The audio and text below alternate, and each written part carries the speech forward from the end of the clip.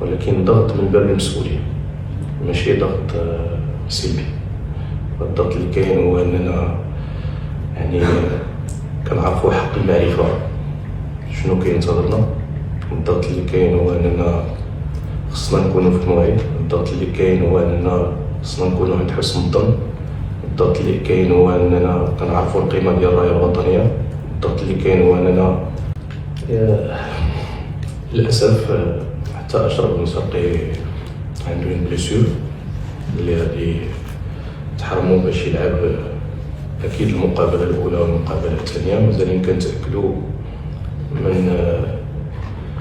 من لا غرافيتي الصعوبه ديال لا بليسيور ديالو، لكن هو كذلك على غرار لاعب اخر مهم اللي فقدناه من قبل واللي هو مهري. فهذه من الاشياء اللي كنا يعني ماشي فقط الطريقه ديال الاستعدادات قبل اول مقابله